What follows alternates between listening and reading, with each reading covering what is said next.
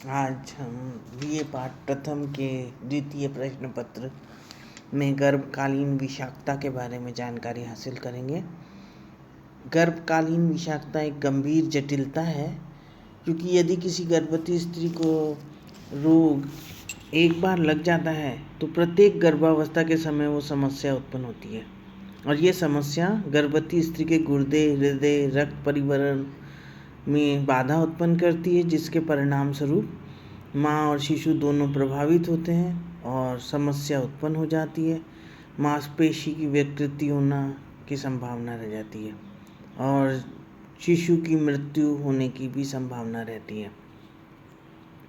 सामान्यतः ये समस्या गर्भावस्था के चौथे 5वें माह में विकसित होती है, और इसकी प्रमुख पहचान यह है कि रोगी का रक्तचाप सामान्य से अधिक हो जाता है।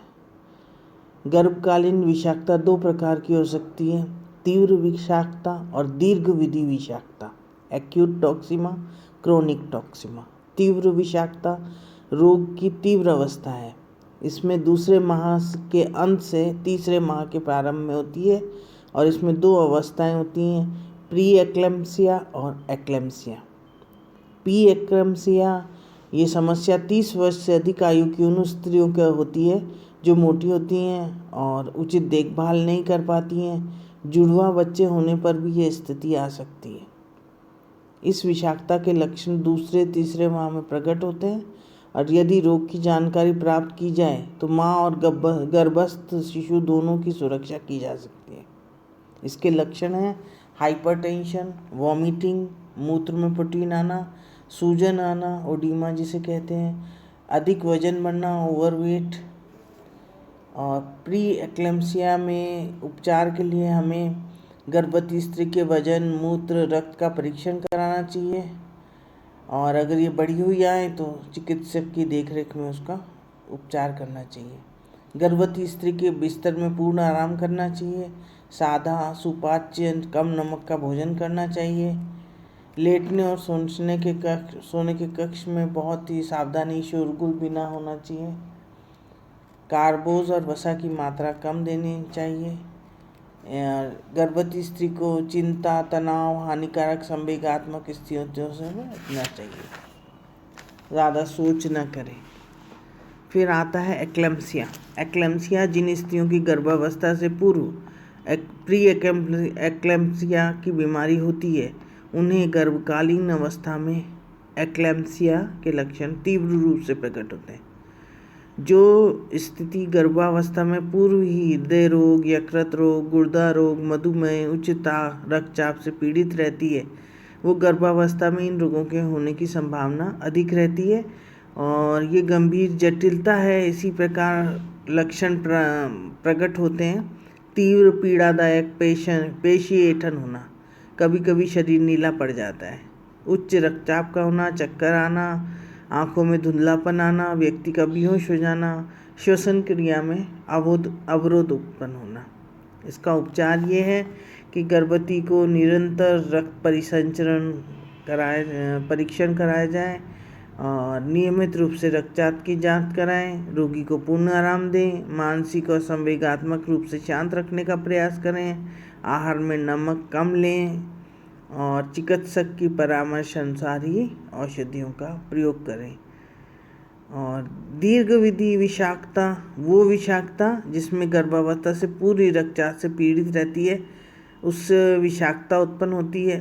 यदि 150 और 100 हो तो ये समझ लीजिए कि निम्न लक्षण प्रकट होते हैं, जैसे शरीर में कपकपी, अधिक पसीना आना, दर्द, दीर्घावधि विषाक्तता के लक्षण माने गए हैं। और सिर दर्द वगैरह लगातार रह रहा है तो इस रोग में भी उसके जैसे ही हमें ध्यान रखना चाहिए, पूर्ण विश्राम देना चाहिए। अगर हम ये सोचें तो इन दोनों ही एक्लेम्पसिया में हमें स्त्री को आराम मिलना चाहिए, शांत जगह रखना चाहिए, और उसको मानसिक रूप से और संवेगात्मक रूप से सपोर्ट देना चाहिए, ताकि वो उत्तेजित ना हो। तो ऐसी कंडीशन अगर नहीं होगी तो वो उसमें ज़्यादा आराम मिल पाएगा, क्योंकि वो रोग तो ऑलरेडी उसको ग्रसित है, तो उस केस में उसका ध्यान ज़्यादा रखना चाहिए कि वो गर्भवती होती है तो उसे बिल्कुल सुरक्षित प्रसव के लिए इन सब बातों का ध्यान रखना चाहिए। गुर्दे का संक्रमण, रक्तहीनता और गर्भपात होना, अब गुर्दे का संक्रमण वगैरह हो जाना, ये सब एक आम बीमारियां हैं जो कि उसाकता में होती हैं। तो इसमें मूत्राशय थैली तथा नलिकाओं में परिवर्तन आ जाता है और पहले की अपेक्षा फैल जाती है। मूत्र मार्ग द्वारा संक्रमण की संभावना रहती है और मूत्र रोकने से संक्रमण हो जाता है। और गुर्दे का संक्रमण गर्भवती और शिशु दोनों के लिए हानिकारक होता है और उसकी जो अपचयी दर है, मेटाबॉलिज्म बढ़ जाता है। व्यर्थ पदार्थ मूत्र के साथ अधिक मात्रा में विसर्जित होते हैं, तो गुर्दे का संक्रमण होने पर ये ठीक से शरीर में विसर्जित नहीं हो पाते हैं। गर्भावस्था में ये निम्न लक्षण अगर दिखें तो हमें फट से डॉक्टर को कंसल्ट करना चाहिए। गुर्दे के आसपास सूजन, पीठ में असहनीय पीड़ा, ठंड लगना, कपकपी आना, तीव्र वमन, तेज बुखार, मूत्र की मात्रा कम होना, मूत्र त्याग में पीड़ा होना, मूत्र में रक्त आना, तो ये सब इनको देखते ही हमें ज़्यादा जल पीने का कहें उसे और विश्राम दें ताकि अगर सूजन वगैरह है तो ठीक हो जाए। दूध और तरल पदार्थों का मात्रा को बढ़ा दें और हल्का सुपाच्य भोजन दें और डॉक्टर की परामर्श के अनुसार दवाइयाँ लें। तो ये गुर्दे के संक्रमण में हमें करना चाहिए। फिर आता है रक्तहीनता जैसा कि आपको जानकारी है 3 महीने तक रक्त में आयरन की कमी हो जाती है क्योंकि वो पतला हो जाता है। तो रक्त की जो स्त्रियां अगर उपचार लेती हैं या ममता कार्ड बनवा के और वो शुरुआत से ही गर्भावस्था के शुरू से ही उपचार ले रही हैं तो उनको डॉक्टर्स आयरन की गोलियां दे देती हैं। यदि अगर वो नहीं देती हैं तो उनमें लाल रक्त कणिकाओं जिसमें कि हीमोग्लोबिन कहते हैं उसमें उसकी कमी आ जाती है हीमोग्लोबिन की, जो कि ऑक्सीजन को ऑक्सी हीमोग्लोबिन बनाता है और वो आपका मेटाबॉलिज्म में कार्यरत रहता है। तो शुद्ध रक्त बनाने वाला जो हीमोग्लोबिन है वो नहीं होने पर रक्तहीनता रोग हो जाता है और इसके प्रभाव शिशु पे भी पड़ते हैं।